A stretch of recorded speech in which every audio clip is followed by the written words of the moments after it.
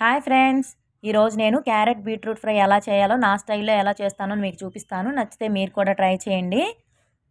Onions, మిర్చి నేను ఇలా సన్నగా పొడుగ్గా కట్ చేసుకుంటాను. మిర్చిని ఎక్కువగా వేసుకుంటాను. మీరు ఇలా ట్రై చేసి చూడండి ఒకసారి, చాలా బాగుంటుంది. వెల్లుల్లి కూడా రెడీగా పెట్టుకున్నాను, కానీ ఇంకా క్రష్ చేయలేదు ఫ్లేవర్ పోతుందని.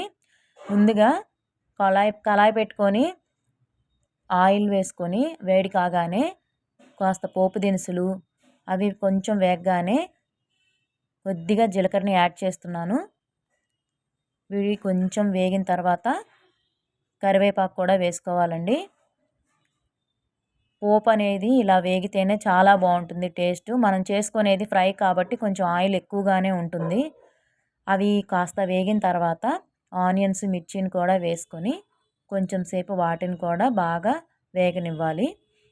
డీప్గా చేయకండి, అంటే ఎక్కువగా ఫ్రై చేయొద్దండి. నార్మల్గా కొంచెం కలర్ మారి ఆనియన్ కొంచెం మెత్తబడితే టేస్ట్ చాలా బాగుంటుంది అన్నమాట.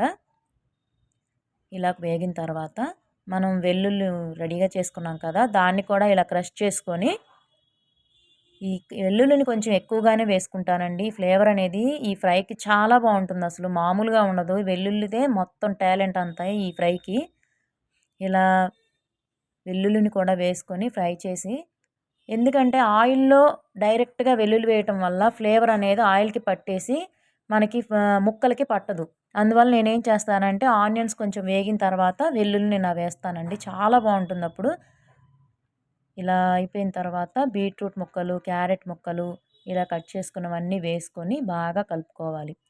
ఇప్పుడు మనకి వెల్లుల్లి ఫ్లేవర్ అనేది ముక్కలకు కూడా పట్టి టేస్ట్ అయితే సూపర్ ఉంటుందండి.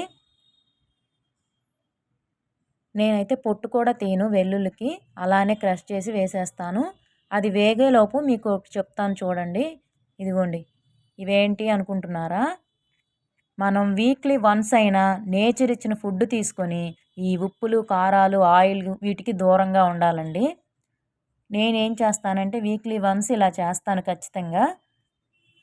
ఓన్లీ ఫ్రూట్స్ కానీ, ఓన్లీ నేచర్ ఫుడ్, మనకి ప్రకృతి ఏది ఇస్తుందో దాన్ని అలానే తింటాను అనమాట. దాంట్లో ఉప్పులు, కారాలు ఏమీ ఇవ్వను, యాడ్ చేయను, అలానే తినేస్తా. వీక్లీ వన్స్ అలా చేస్తాను. మీకు కూడా నచ్చితే మీరు కూడా ఇలా చేయండి. హెల్త్ చాలా బాగుంటుందండి, దీనివల్ల చాలా బెనిఫిట్స్ ఉంటాయి. మన కర్రీ ఎంతవరకు వచ్చిందో చూద్దాము. చాలా వరకు ఏగిపోయిందండి.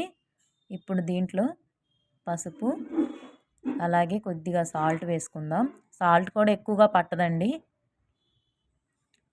ఇలా వేసుకొని కలుపుకున్న తర్వాత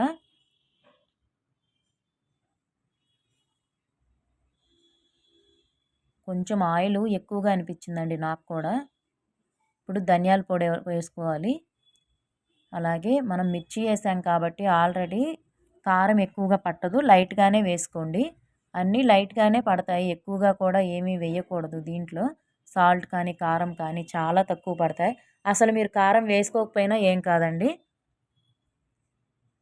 పిల్లలకి బీట్రూట్ నచ్చని వాళ్ళకి, క్యారెట్ నచ్చని వాళ్ళకి ఇలా చేసి పెట్టండి. మిమ్మల్ని అడిగి మరీ రెండోసారి చేయించుకుంటారు, అంత బాగుంటుంది టేస్ట్. ఫైనల్లీ కొత్తిమీర కూడా యాడ్ చేశాను. ఇంకా కర్రీ అయిపోయిందండి మనది. ఇంకా సర్వింగ్ బౌల్లోకి తీసుకుందాం. చూసారు కదా, నేనేం చేశానంటే కొద్దిగా ఆయిల్ ఎక్కువగా అనిపించిందండి, అందుకే కొంచెం కర్రీని పైన తీసేసి అడుగున వచ్చిన ఆయిల్ని తీసేసానండి. ఇలా వచ్చింది ఫైనల్గా కర్రీ. వాసన, స్మెల్, అబ్బా